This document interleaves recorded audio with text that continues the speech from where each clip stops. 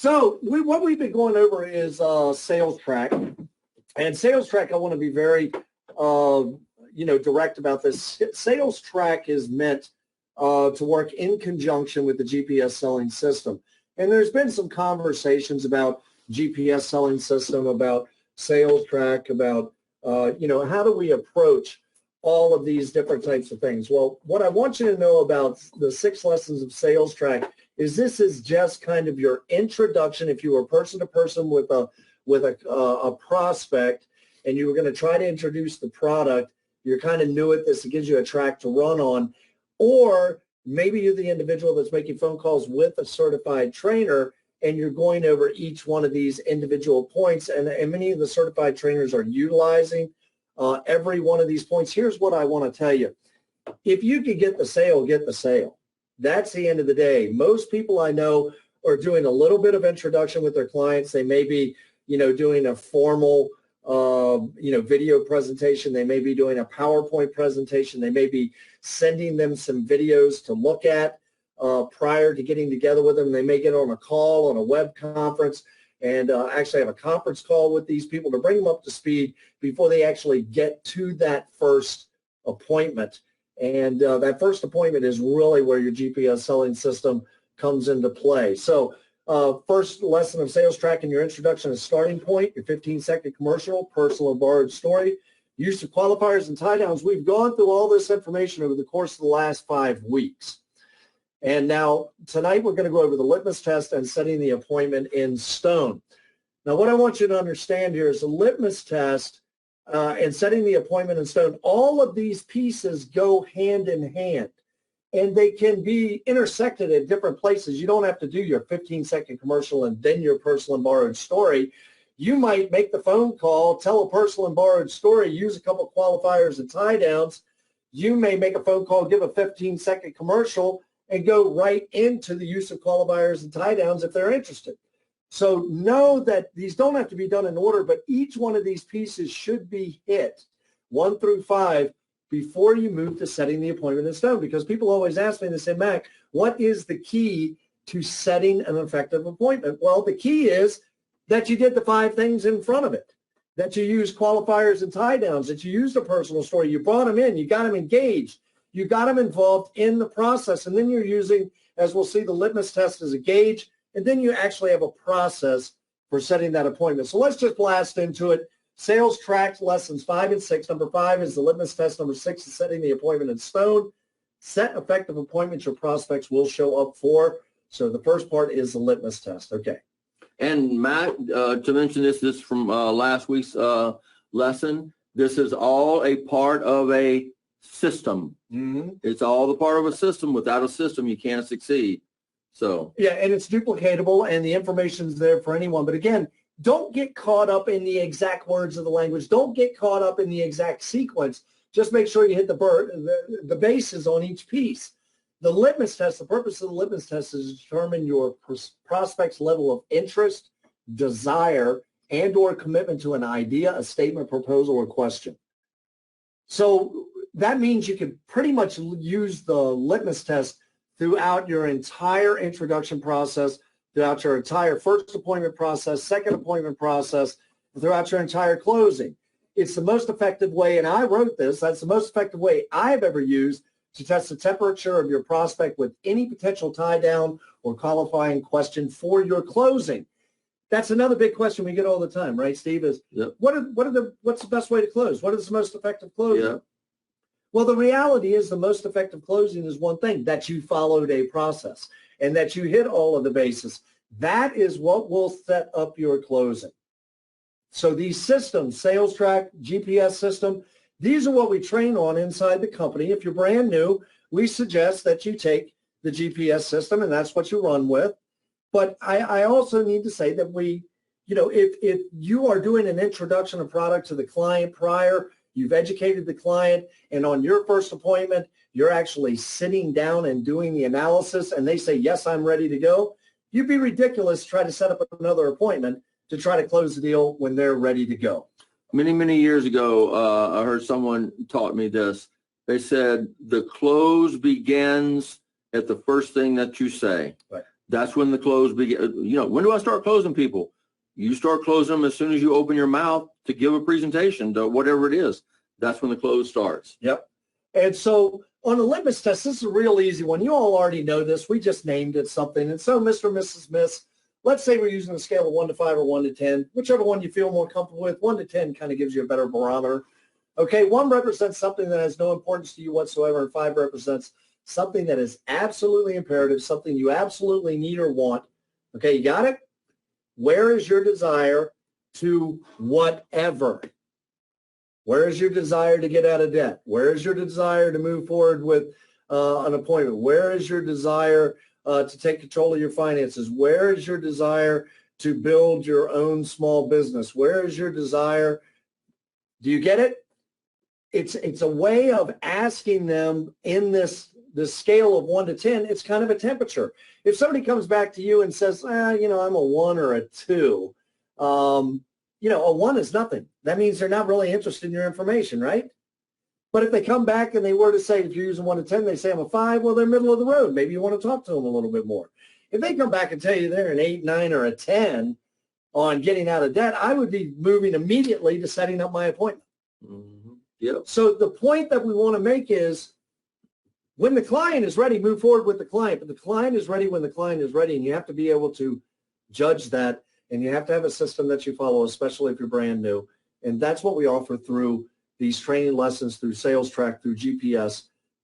We have some huge organizations out there right now that are pretty much just introducing the video and then doing an analysis on a second appointment, which really is their first appointment, and closing the deal. So do know that there's some flexibility and some latitude. So let's say the person came back, Steve came back to me and said, I'm a solid 4 or 5. Move on to the second question of the litmus test. And to me, I love this one. Great. So you say you're a 4 on that scale. I ask you one more question, another question. Are you serious or just curious about getting out of debt? Or are you serious or just curious about starting a part-time business? Or are you serious or just curious about wealth accumulation? Are you serious or just curious about having the money to retire? I mean, the list goes on and on and on, and that's this 1 through 10. So do you get the idea of the litmus test? And whether they say I'm serious or I'm curious, if they say they're dead serious, then you have somebody that's committed. If you say somebody, they say they're curious, you have somebody that's interested. And the great thing about all this is that, listen, this is all on your back office. It's all on your replicated website. So if nothing else, look, read it off. Read it. Yeah. Read it. Until you learn it and you get it down, read it off. Ask them these questions. Hey, are you serious or are you just curious about getting out of debt? Now you know. You got an answer. Now you know whether to move forward or not. Are you serious about getting together with me on that appointment we just set, which we're going to go through? Or are you just curious? On a scale of 1 to 10, how excited are you for that appointment that's coming up to find out what the program can do for you? Now, I know that sounds like overkill, but I'm just trying to give you that you can use this in just about any situation. I would even say you could probably use it with your wife, you know, and you want to go out for barbecue and she wants to go out for Italian, and say, you know, on a scale of 1 to 10, where are you on Italian versus barbecue? That's not true, Mac. On a scale of 1 to 10, you're going where she wants to go. You know that. I do know that, and that is absolutely true. But you all get the idea. So that's the litmus test. I didn't want to belay that, but the litmus test, along with your other 4 steps right in front, goes right into setting your appointment in stone. So, Steve, why don't you just take off from, we've talked to them at first, and they ask us that question. So how does it work? Launching into a verbal explanation at this point will only serve to sidetrack you. Remember that. Don't get sidetracked. Confuse your client and weaken your chances for closing the sale. So don't worry about getting into this big, long explanation, or don't sidetrack into something else. Right. Stay on track. You're just going to confuse them. You know, people won't commit. It's verbal suicide. You just can't do it. You have to make sure and practice it. Use short and to the point responses to redirect your prospect. If they get off track, they didn't mean to, but they got you off track on something else. It is your job to get them back on track where you're headed down the road, because if you try to skip ahead or skip some part of this, you're going to miss the close, because they're going to miss a major point. Right. And so The whole idea behind this is you've, given your introduction, you've done all that, and the people just look at you and go, so how does it work? Don't try to go and explain it, please, even with all of my experience. Question and responses, so how does this work? State a script. State is something real simple that you have memorized. State is something that sticks in your mind. So how does this work? Well, as I was scheduled to pay back over $465,000 in total debt, remember, you probably already gave him your personal story. Right. You probably already gave him your 15-second commercial. So, as I mentioned to you before, I had over $465,000 of total debt in a 28-year period, but I'm qualifying for a very powerful program. I will save over $165,000 of total interest, and my debts will be paid in full in 9.3 years. And here is your qualifier, your tie down. Would you like to see if you qualify for the same program? Because you're at that point. You've built up to this point. If they just look at you and say, okay, well, on a scale of 1 to 10, how important would it be for you to save money on your current debt and be able to qualify for a program that could potentially save you hundreds of thousands of dollars in interest and knock 10, 15, 20 years? Where are you on a scale of 1 to 10? And if they come back and say, well, that's real important to me, that's not even great. You have 15, 20 minutes you could spend with me that we could get together and do an appointment. Steve, take the next one. So how does it work? The question is, so how does this thing work?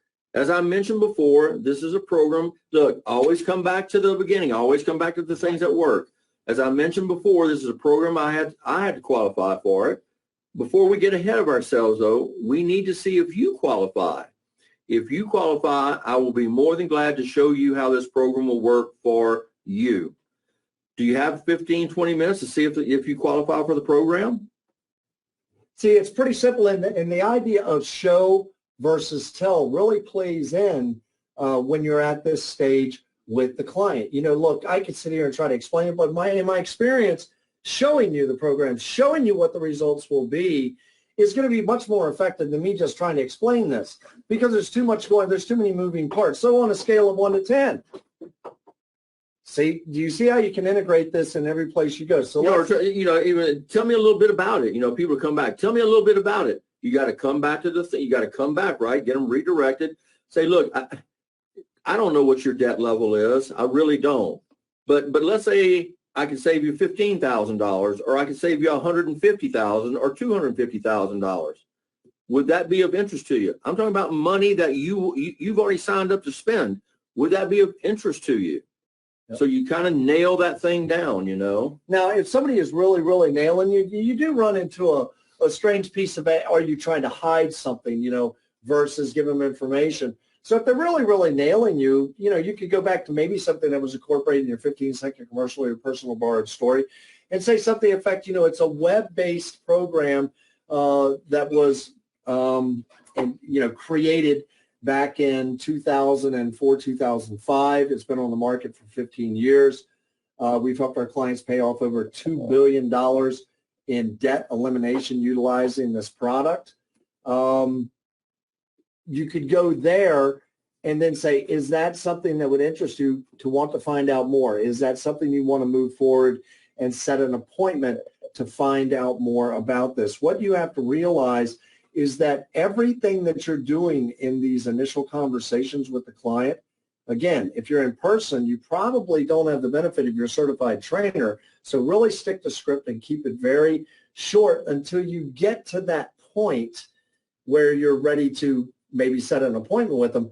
If you're doing all of this with your certified trainer, then you're learning as you're going through this process. So you always, in setting an appointment for your client, you always want to give your prospect only 2 choices with each question.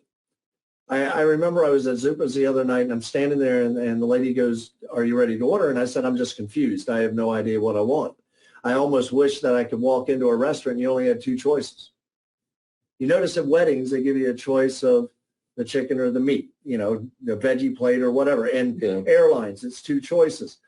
Even in air traffic controlling, and that's where this came from, it's called reduced to 2, is they only give a pilot 2 coordinates at a time. They give him his vector and his airspeed, and then they'll call him back because they found that they gave him all 4 for flying, then eventually they would call back and ask for 2 of them. So reduced to 2 because it sticks in the mind But think about being at a buffet when you give too many choices. I forgot I even put that. The individual is locked up, unable to make a decision. However, if you give your prospect only two choices, they will pick one. And typically they will, unless, they just don't have that time available. In a subconscious way, it forces their hand to make a decision. Now, I've had people come back to me and say, Mac, I've looked at your lessons and, there's a lot of stuff in there where you're kind of manipulating.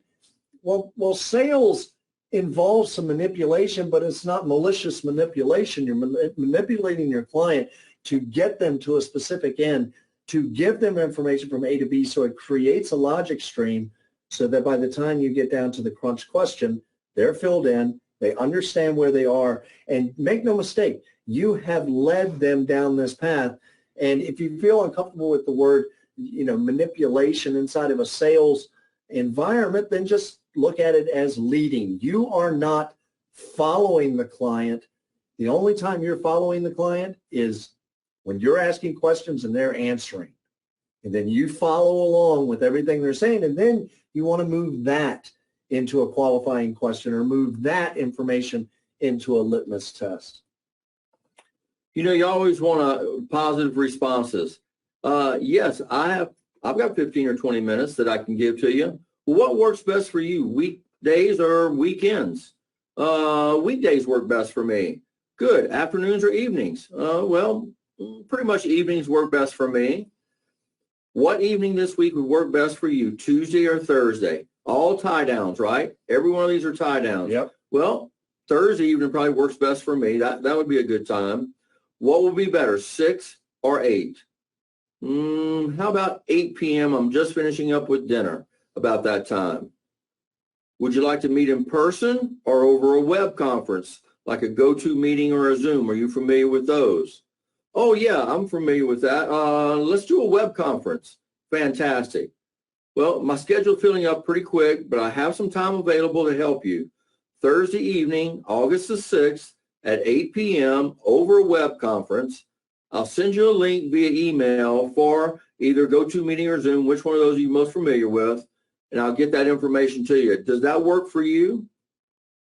Yes, that works for me. Okay. Fantastic. Now, something I want to interject in here. Steve's playing both sides of that. Now, you can have a client that comes back that says Tuesday or Thursday, neither one works for you. For whatever reason, please do not say to them what day works for you. You just gave them control. Rattle off another 2 days. Right. If they say Tuesday and Thursday doesn't work, say, well, does Wednesday or Friday work? Don't let them call the day. If you say 6 or 8 p.m. and they say neither one works, and they ask you, don't dare ask them what time works for you. Look in a schedule. If you're in person, like look in your phone, like you're looking through your schedule. You always want to be busier than you recruit. You want them to know that you have a lot of business that's going on, that you're trying to work them into the schedule. That's why you use things like some time available to help you. You make it personal. Thursday evening, August 6th, web conference. So you're confirming each one of this as we go along. Okay. Now I said now. Now, is there anyone else you would like to have present to get their eyes on this with you? Okay, now notice the wording that Steve uses there, present to get their eyes on. You're not saying, is there anybody else there that you would use to make a decision? Right. Because typically in this first appointment, when you're doing it, you're probably not going to get the decision unless you've had some cursory information prior to this. There's never any value to a one-legged appointment. You've seen that in your career, right? Absolutely. Look, if the spouse, the partner, if the right people aren't there for this appointment and they want, I need somebody else's opinion, I need to give this other, you give them the option. Give them the option to have that person there. And look, I'm telling you, if you're married, you better have that other spouse there, because I don't care what you say. I make all the decisions in your family. No, you don't.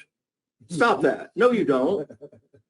Make sure that your other partner is involved in these. These are big decisions, right.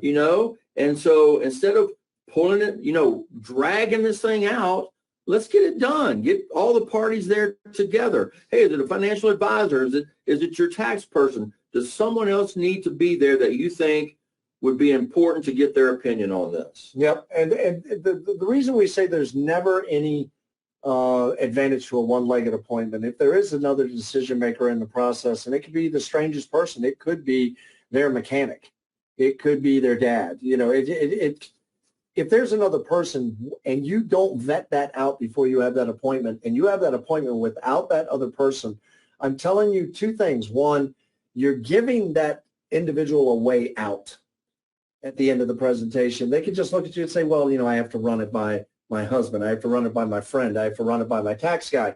Easy out, no conflict. But if you've already vetted that and that person is sitting there, that excuse is absolutely off the table. The other thing that it does is when you vet that out in the very beginning, you don't run the risk of the client getting down to the very end and not just saying, I have somebody else and I need to get their eyes on this, but the client may be feeling like you didn't ask him enough questions if there was somebody else involved.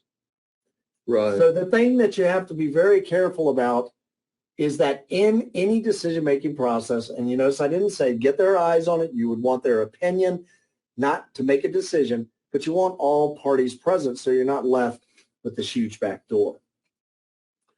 Another party gets introduced. They'll say, yes, my wife, husband, significant other, my dad, my tax guy, whoever it is comes in. This is what I do. This is what I suggest you do. Can we touch base with them at this time to see if they're available? Do you think they'd be around right now? I mean, we're sitting here talking about it. You definitely want to spend some more time taking a look at this. You're telling me there's somebody involved. Can you go ahead and give your wife a call and get him on the phone? Can you give the tax guy a call? Now, you have to be careful with this. And in this, let them make the call right there. If they're not available, try to stay there and have them call again in a short period of time. If they still can't get with the other party, confirm your appointment and then let them know you'll follow up with them later that day to see if they've reached the other party, if the other party can make the appointment. Why? Why are we reiterating this? Because I'm not going to say in every case, but I can tell you in the years and years and years of experience that Mac and I have had, it's almost for naught. Yep. Because they're just going to say, this sounds great. I still want my blank to hear this. Yep. And the other thing that you want to understand is with this, you don't want to be too pushy when you're trying to set up the appointment. So if you say, could you call them and get in touch with them now? And they say, no, it's really not a doable thing. Go to the statement of, okay, confirm the appointment. And then can I check back with you later and see if you were able to get them to see if they're going to be at the appointment? Don't make anybody feel awkward about trying to get that other person on the phone or getting them involved. You may, if they say they can't get them on the phone, you may just say, could you get back in touch with me later today just so I know if they're going to be present? Or here's the other one, a takeaway works here. Or do we need to reschedule for another day that your tax guy, husband, wife, whoever may be available? I need to have that information because we want to have everybody. We're just like everybody else. Look, we believe in striking while the iron's hot. Don't get me wrong. Hey, I've got the appointment. You're sitting here telling me, cancel the appointment, redo the appointment. We're only telling you that it's going to save you.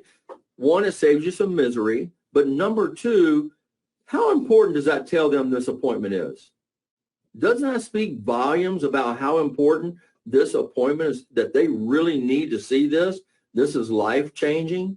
And you can also say, listen, this is that important, that if you feel that person needs to be here for you to make a decision, because I'm going to show you some stuff that probably you will want to make a decision. So if it's that important, make sure they're there, and we want to make sure they're there. All right. So another party will be present. Yes, my wife can make that appointment. So whatever that took. Okay, so let's make sure we're both clear. We have an appointment set for Thursday evening, January 5th. No, it's actually August 8th at 8 p.m. at your home. No, on a web conference with you and your wife. Correct. Man, I really butchered that one. So this is supposed to be August, and that's supposed to be August 8th on a web conference.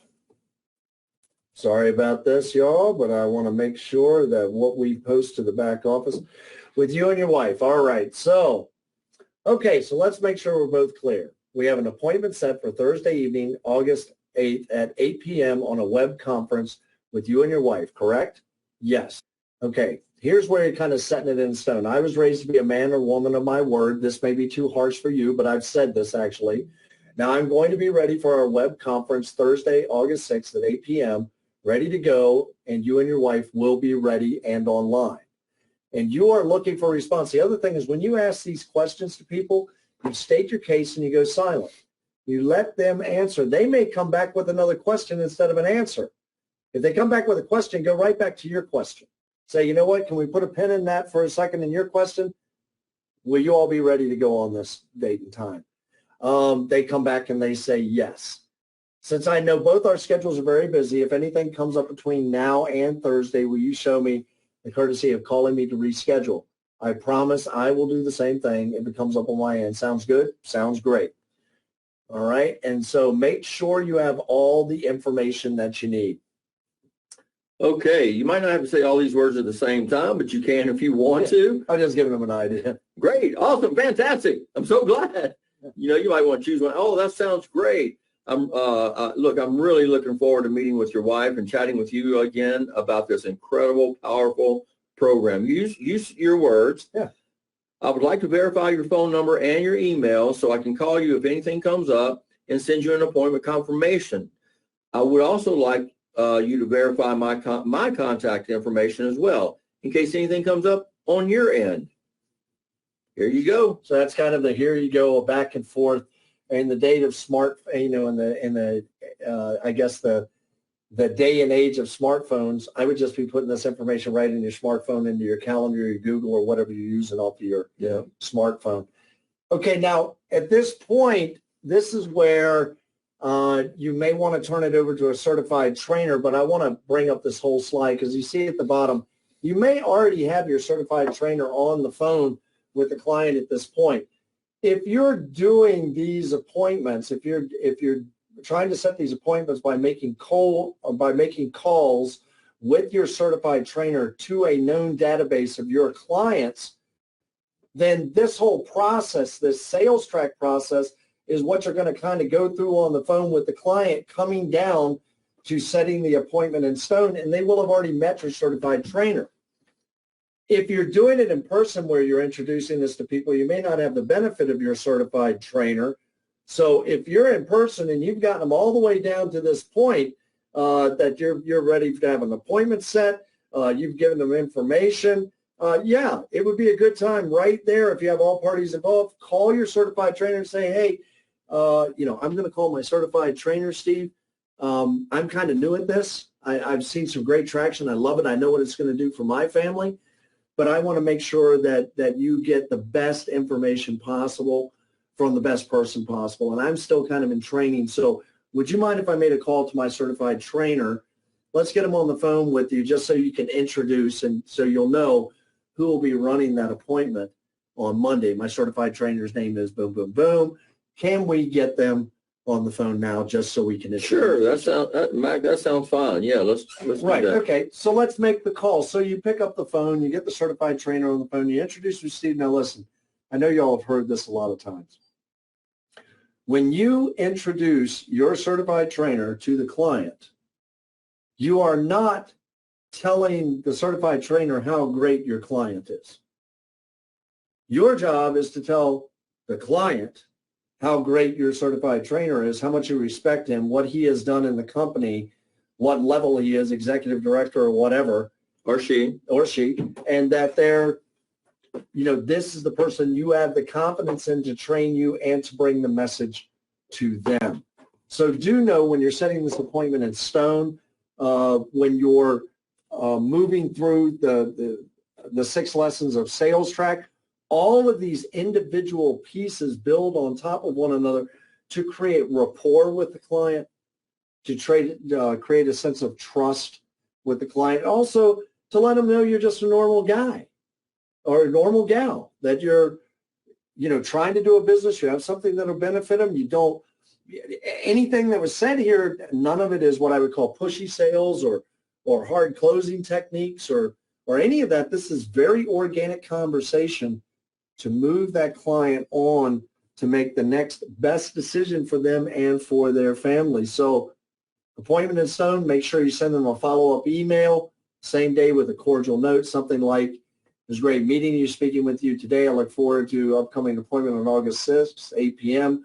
on our web conference with you and your wife. Please use the following link for our appointment." Something to that effect. And then you may want to put something at the bottom of it and say, please make sure that, maybe you attach the worksheet, or maybe you just write out, we need to know balance, interest rates, and because all of this should be prepped moving into this first appointment. And this appointment that you're setting, this is your first appointment, okay? Be sure to remind them of the information they will need to have collected and have readily available for their free savings report for their analysis. Make sure you call them one day before your appointment and at latest 5 to 6 hours before the appointment as well, to confirm that nothing has changed. People's schedules are so different now, but a web conference, we're having great success with people closing with web conference because people don't have to worry about, is my house clean? Are you coming over? Do I have to get in the car and go to? They can put on a nice shirt and be in their underwear and sit at a web conference and literally give the presentation, look highly professional, and do it from the home. So great way to do it. But if you notice, even in this appointment, even in this introduction, there's a big piece here, and that is follow-up. You got to send them that follow-up email when you met with them. You got to follow up with them to make sure on the day of, or at least a couple hours before. So in summary, always give your prospects only 2 options. That's the reduced to 2 in each step. What day? Monday, Tuesday? What time? Anybody else be involved? Always introduce your prospect to your CFT. And here's something I want to say about that as well. There is no hard and fast rule that you only have to do 2 split sales with your certified trainer. That is the minimum. But I can tell you, I know a lot of agents out there that are very successful that split a lot more than 2 sales just to really get the language down and really have that certified trainer working with them, and that certified trainer excited about their business and what it is that they're able to do. Anytime you're talking to that client, make sure you're looking in a day planner. There's really obsolete now. Cell phone, leather-bound iPad, just anything that shows them that you're actually checking your schedule. In closing, people, I put these up, and a lot of times I have second thoughts as to whether I should put this up, and if it just sounds too floofy and too fluffy. But I want you to understand that from Steve's perspective and my perspective and the perspective of this company, what we have up there in that first sentence is truly how we believe about our business. We are called to serve a greater good and be a part of something that is bigger than ourselves, something that's greater. We're here to fulfill your purpose, fulfill your dreams, fulfill your goals. The client has to feel that from you. You can't say that to the client. It's like the guy that says, "Oh, you can trust me." Well, I wouldn't trust him as far as I could throw him. It's exhibited in the way you relate to the client. It's exhibited in the patience that you show the client. It's exhibited in the questions that you ask the client and the responses you have to those questions, showing that you truly listened, and then your tie downs, your qualifying questions, all of this are intertwined throughout the whole process. So at any point you need to pull on a qualifying question or a tie down, they were committed to it. And you could just pull that out if it's going a little bit sideways. It's giving you all of the tools that you need. And then this was something that Skylar Whitman said a long time ago to me. I've been with the company almost 20 years. Steve with being back with us 15 years plus. And we truly believe this. If you spend your time giving people what they want, what they need, you will get back more than you could ever possibly hope or imagine for. In all things, remember the heart of a servant. There are going to be times that you have to tell your client, you know what, that's just, I don't see the benefit to you. And it serves you to be that honest with that client. Remember that you're here to serve people. It's not all about you. It's all about them. It's not all about the money. It's all about doing the right thing. And I promise you, if you make it all about them and you do the right thing, the money will follow. It just goes hand in hand. Do not concentrate on the money. Do not concentrate on your client being a paycheck. Concentrate on your client and treat them like you would treat your own brother or your own sister if you like them. That's a big key. Yeah. But you get the point. Our business, we build our business around what you see on the screen right here, and we've built it around this over the last 20 years. We truly believe that we're here to serve a greater good. We truly believe that this will help families. We truly do believe that if we serve others, that will all come out. Steve, do you have any closing remarks for everybody? Just remember these principles. These are on your back office. Practice. Get out in the field as fast as you can. Get that new person out in the field as fast as you can. Get them having success. Get them making money. Get them closing sales. Give them something to learn by. There's a lot of materials. There's a lot of things that they can be learning. But don't let them get caught up in time learning. Get them out in the field. That's where the experience is. These things have been put together through years and years and years and years of experience of things that work and don't work. And hopefully Mac and I are giving you some information that can help you to be successful in your business. That's what it's for. And so hopefully that you'll utilize that. Let's have a great August to end the summer up with. Let's see if we can't set our record and start setting new records every month. Let the multiplication start to kick in. And I just want you to know we appreciate your business. We appreciate your loyalty and commitment to United First Financial and working with us. And we hope that you have a safe, wonderful week.